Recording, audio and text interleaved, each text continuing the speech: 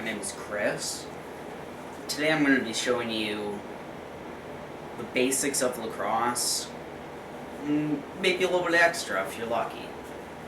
Okay, so first I'm going to start with sticks. Okay, so here, this is my stick. Okay, so basically what you have here is you have the head, this is called the lacrosse head. You have what's called your mesh, it's like this netting stuff. Then these are called shooting strings, basically like long, like wide shoelaces. And those help the ball kind of like rip out of the stick and get like quick goals. And then also you have what's called the shaft here. And then there's many names for this, but I just call it the butt. Okay, so there's 3 positions in lacrosse. Actually 4 if you count goalie. So there's the goalie, there's what's called attack, which is basically your offense. There's midfielders, and then there's defensemen. Okay, so the attackman will use this stick. The shaft is 30 inches long, and then the head is just regular size. I'm not sure how long it is. I won't get into the specifics. Okay, so the attack and the midfield use this stick. Now, the defense will actually be using a different stick. Defense uses this stick. Not sure if I can get all that in the frame. There's quite a bit of stick here. This one's shaft is 60 inches long, as opposed to the attack stick, which is 30 inches long. Now we're just talking about the shaft part, which is, again, this part right here. Okay. Now maybe you want to see a goalie stick. This is the goalie stick. As you can see, the head of it is quite a bit different. The length, it's a little bit different. The length of this one's shaft is 40 inches, a little bit more than the attack and midfield stick. And now this has a much bigger head, so that you can stop those shots. Okay. Now I'm going to get into pockets. Okay, so the pocket, let me get back to my stick here. The pocket is this part. Okay, so you see, when I throw a ball in here, it goes right to that place. That's called my pocket, and I've basically pushed that into the mesh so that the ball will go there. The pocket on this stick, when you put a ball in here, the ball can't go any lower than right here. This is called the sidewall. And it can't go any lower than there, or you're going to get what's called a stick violation. And basically what that is it's a 1-minute penalty. You don't want to get that for your team. Now the goalie stick is a little bit different. Now this one's not a great example, but when I put the ball in here, it goes a little bit lower than the sidewall. That's because with the goalie stick, there's no limitations on your pocket. It can be as deep as you want. If you want it to go from up here to down here, you can do that. Guess what? No limitations. You can put a freaking windsock on here. Okay, now I'm going to get into what's called dye jobs, which is basically you take a white lacrosse head like this one and you turn it into something kind of like turn it into something kind of like this. See how it's not white anymore? This started out white. Now it's got these colors and patterns on it. Pretty cool, huh? So that's one example of a dye job. I'm actually going to bring my goalie stick out here again. This is another example of a dye job. Do you see all that coloring there? This started out white, and now it's all these colors.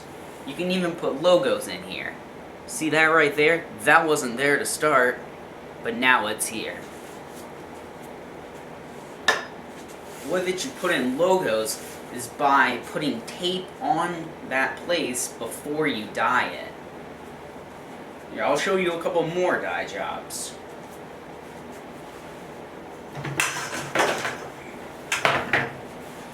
So here's my deep hole again. And this one also has a logo right there. It's got a little bit of a funky dye job. Didn't turn out real awesome. Basically, it's pretty good though. And this is meant to represent one of my favorite teams, which is the Virginia Cavaliers. Okay, now, so we talked about the sticks and everything. There's actually one more thing though that we haven't gotten to, and that is that the head actually comes off of the shaft. They're two separate pieces. Don't ever use a stick that's where the head and the shaft is one piece. It's basically, that means it's not a real stick. I've never seen this before, but if you ever see one, just don't even touch it. That's a bunch of bull crap. Oh, almost forgot. Okay, so you heard about the mesh. Now, there's a little bit of differences between the mesh though. So this is what's called hard mesh, and this is pretty stiff. It holds its shape pretty well, you know. See how it takes a little bit of force to move it around? Okay.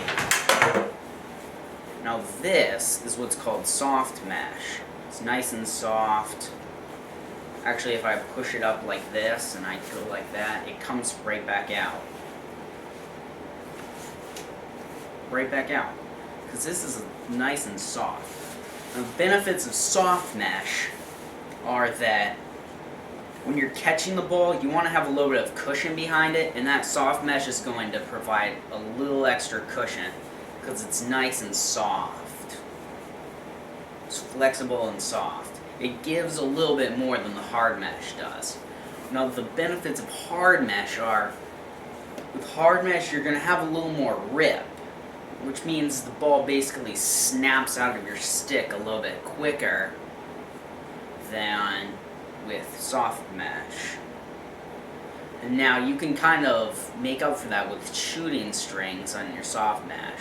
Like if you use what's called a nylon shooting string at the top, which basically is like really hard string, then that will give you a lot of whip. You can also do that with the hard mesh, but you've already got a good amount of whip with your hard mesh alone. Now you always are going to want to have shooters though. Okay, now, we talked about pockets, but we didn't talk about how do you get pockets. Sticks actually don't come with pockets already in them. You do have to make the pockets. The reason for that is because you have pockets that are generally high where the ball is going to sit up somewhere around like this area. You have ones that are low where it's going to sit around here, and then you have like midway pockets, which is about what I have. When I catch the ball, it sits about right here, which is about the middle of it. And they're about, from what I understand, now there could be more that I'm just thinking of right now. There are about two main ways to make a pocket. You can use what's called a pocket pounder, which I actually have one right here. That's basically like a lacrosse ball on the end of kind of like a little piece of a shaft. You just go like this, pound the pocket. You're going to want to use a little more force, but I don't want to mess up my pocket here, because it is something that you're going to want to have the same all the time, or else it might mess up your skills a little bit. But you just pound that in there. And now there's another way, though, to do that. Let me just grab my ball here. And you actually put a ball in here, and then you place a screwdriver between the sidewall and the mesh. You just place a screwdriver over top of that, and that'll hold the ball in there, and that will make a pocket. And you just want to leave that in there like overnight or something. And in the morning, pull that sucker out, and you've got a pocket.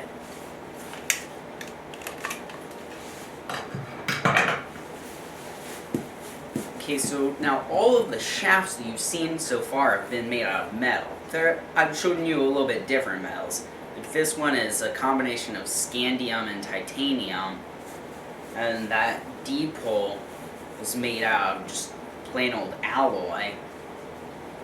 But also, shafts sometimes come in wood. Here's a wooden shaft. You might not be able to tell, but it's made out of wood. Basically, I'm not sure why you'd want a wooden shaft, but they are durable enough. Like when you get hit, it's not like it's going to snap in half. But it kind of weighs a little bit more, surprisingly enough. I mean, you'd think that wood would be lighter than metal, but the kind of metals that are used in lacrosse shafts are just advanced enough that they're very light. So I'd probably recommend, if you're just starting out, to just use a metal shaft, just to keep it simple. But wood shaft is always an option if you want to be a little bit on the creative side.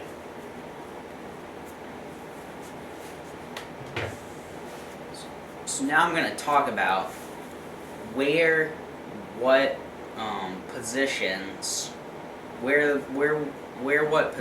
are on the field.